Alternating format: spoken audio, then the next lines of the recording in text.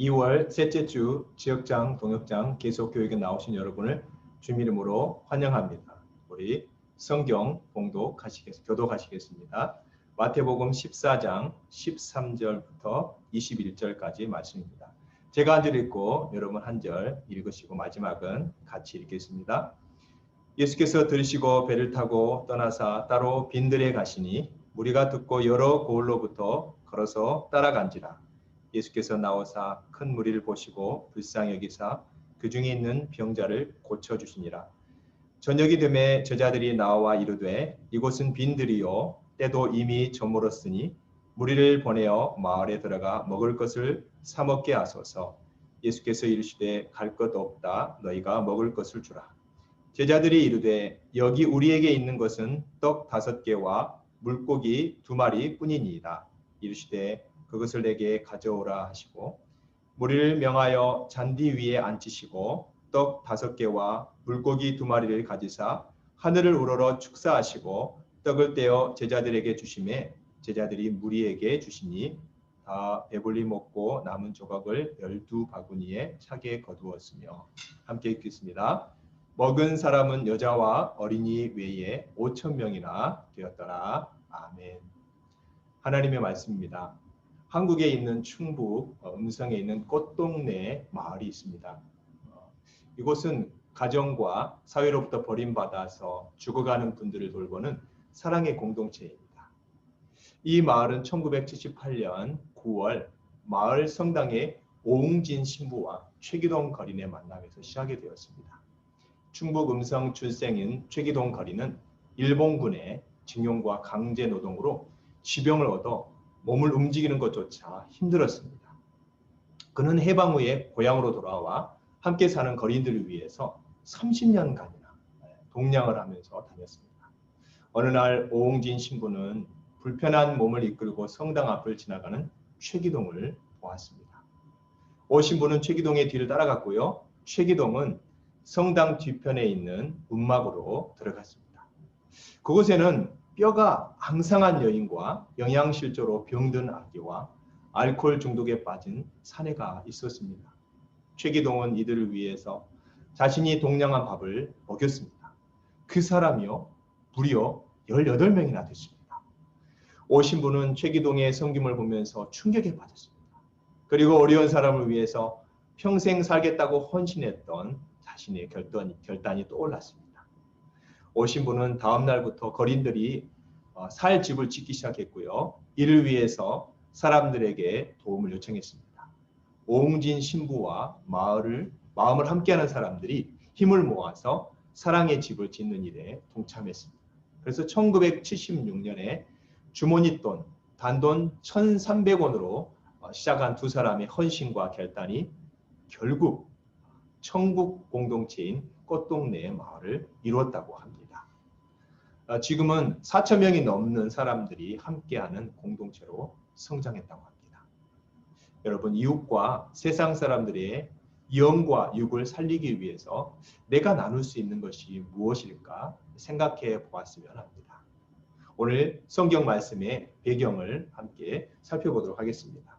우리 동역장님들, 지역장님들 자료를 보시면서 같이 따라오시면 되겠습니다. 이 마태복음 14장의 시대적인 배경은 갈릴리 지역의 분봉왕 헤롯 안티파스가 통치하던 그런 시대입니다.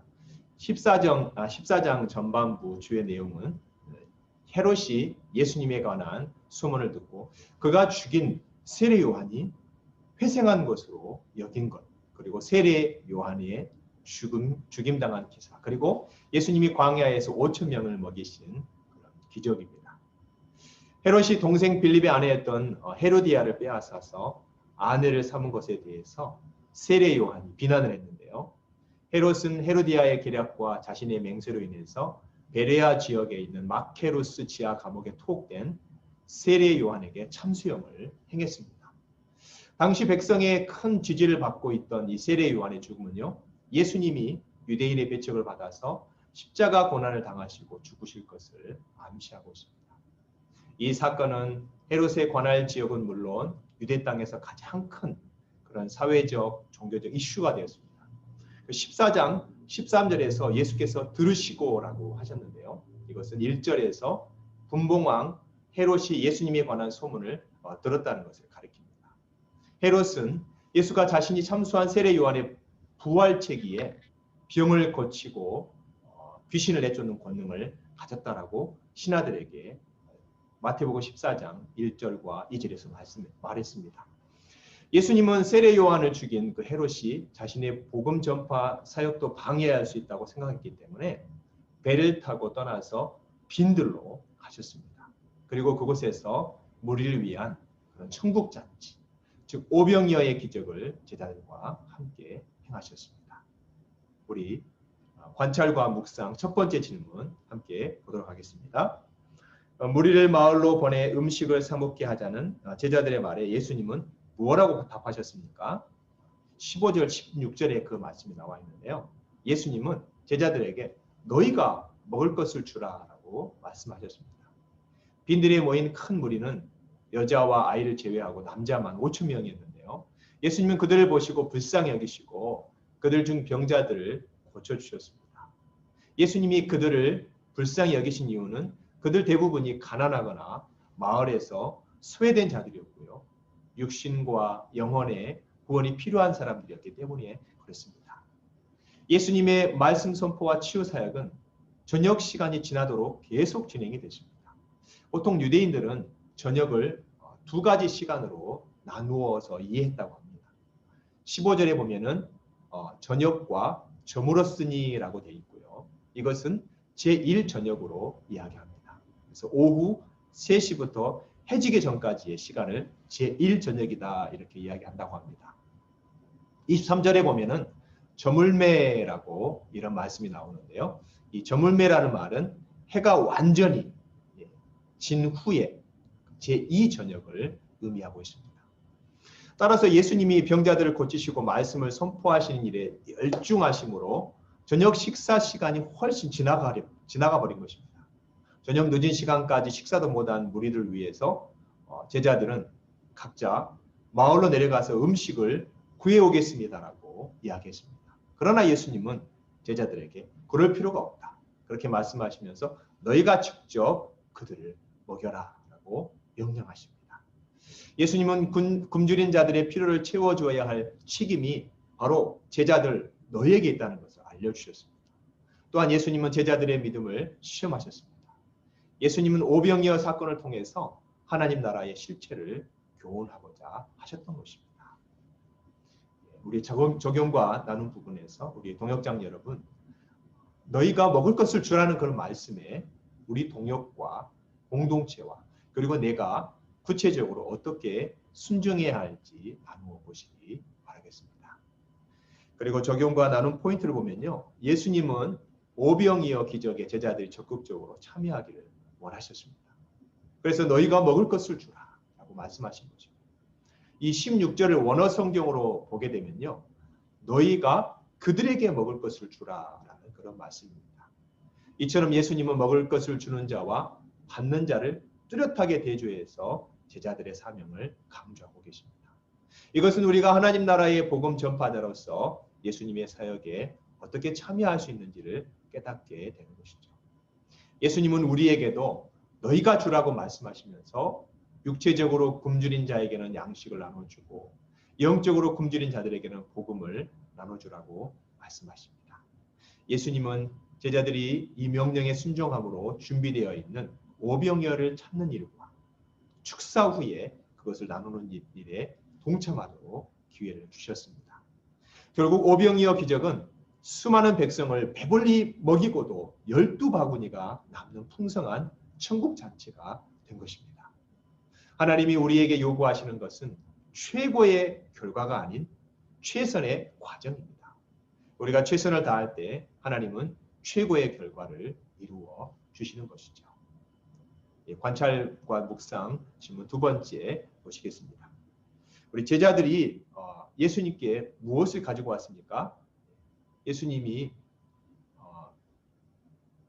축사하시고 그것을 나누어 주시자 몇 명이나 먹고 또 얼마나 남았습니까? 이것이 질문이죠. 그 말씀은 17절에서 21절까지 나와 있습니다. 제자들은 떡 5개와 물고기 2마리를 가져왔습니다. 예수님이 축사하시고 나누어 주시자 여자와 어린이 외에 5,000명이 배불리 먹었고 남은 조각은 12바구니에 차게 거두는 역사가 일어났습니다.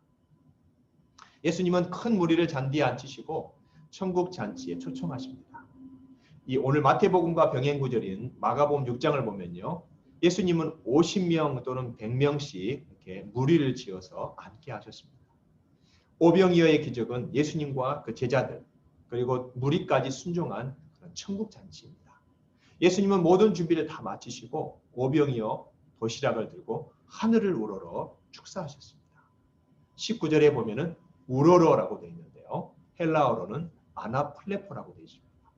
존경의 표시로 위를 올려다본다라는 그런 말씀입니다. 당시 유대인들은 하나님께 도움을 구하거나 감사의 표시로 하늘을 쳐다보며 기도했습니다. 이때 예수님이 하늘을 우러러 보신 것은 앞으로 이루어질 기적에 대한 또 감사의 표시로 미리 하나님께 감사한 것이죠. 그래서 축사하시고는 헬라어로 올로게오라고 되어 있는데요. 잘하다, 잘되다라는 뜻의 유 그리고 말하다라는 뜻의 레고가 합해진 것입니다. 그래서 좋게 말하다, 찬양하다라는 뜻을 갖고 있습니다. 예수님은 오병이어 기적이 이미 이루어진 것을 믿고 하나님께 감사하며 찬양하신 것입니다. 이 장면은 오병이어 기적이 그 주체가 예수님이시라는 것을 보여주고요. 기적을 통해서 무리는 육신적인 배고픔뿐만 아니라 영적인 갈망도 해소되어서 예수님과 함께 하나님의 영광에 참여하게 된다는 것을 보여주는 것입니다.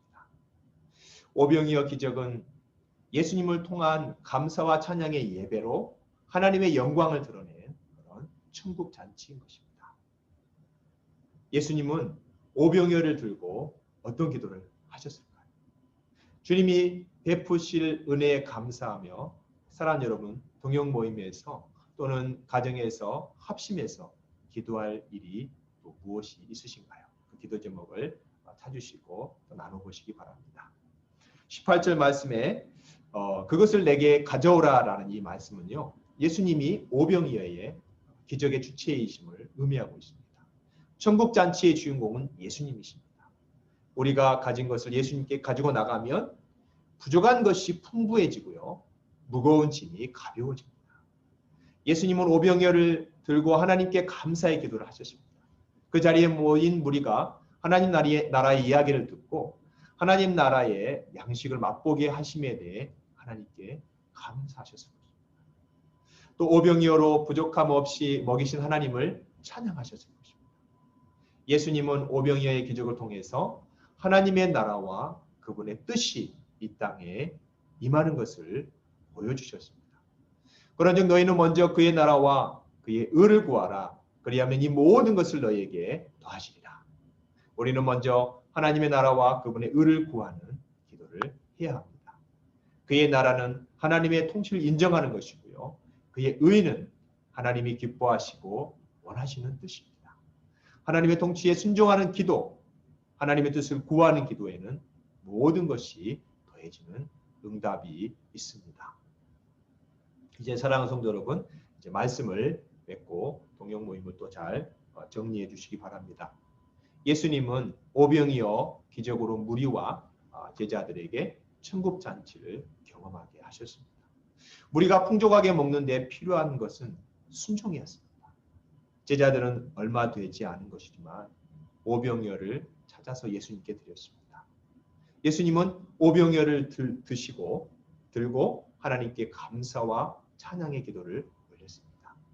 배불리 먹고도 12바구니가 남은 그 오병이어의 기적은 순종과 감사의 열매였고요. 하나님 나라의 모습을 보여준 소중한 교훈이었습니다. 비록 우리가 가진 것이 보잘것없더라도 너희가 먹을 것을 주라는 그런 말씀에 순종해서 드릴 때 하나님은 최고의 결과를 베풀어 주십니다. 기도하시겠습니다. 하나님 아버지 감사합니다. 오병이어의 기적 사건을 통해 천국의 잔치를 경험하게 해주셔서 감사합니다. 예수님 당시에 제자들의 작은 순종을 통해서 수많은 사람들이 천국의 기쁨을 누렸던 것처럼 우리 동역 모임을 하는 그 공동체마다 하나님의 말씀으로 천국 잔치를 경험하며 또 이 말씀을 증거하며 전하며 나누며 또 실제적으로 많은 사람 어려움을 당한 사람들에게 또 필요한 도움을 주므로 천국 잔치를 함께 하게 되고 또 천국의 말씀 잔치에 많은 사람들을 인도할 수 있는 귀한 동역 모임 또 공동체 우리 지역장 동역장들 될 수 있도록 우리 연합교회가 될 수 있도록 인도해 주시옵소서. 예수님의 이름으로 기도드립니다. 아멘. 우리 동역자님들께서는 오늘 나눈 말씀이 기도로 마무리될 수 있도록 계속해서 오늘 말씀에 관련된 기도 또 동역 모임에 또 관련된 기도 또 교회와 관련된 기도 제목 가지고 함께 기도하시기 바랍니다. 그리고 동역 모임 후에는요 우리 동역자님들께서 교회 홈페이지에 들어가시면 가정공동체 디렉토리가 있습니다. 가정공동체 디렉토리를 선택하시면 1교구, 2교구, 3교구, 4교구 동역 보고서를 수시 있게 잘 준비되어 있습니다. 거기에 해당 교구를 선택하시고 보고서를 작성해 주십시오. 이 보고서는 교구 사역자님들을 통해서 해당 지역자님들에게 전달이 됩니다. 그 보고서에 적힌 그 기도 제목으로 평소에 우리가 함께 기도하겠지만요. 매달 모이는 교구 사역자 지역장 부부 기도 모임 때 더 적극적으로 합심해서 기도하게 됩니다. 오늘도 지역장, 동역장 부부 여러분 정말 계속 교육하시느라고 수고 많으셨습니다. 감사합니다. 안녕히 계십시오.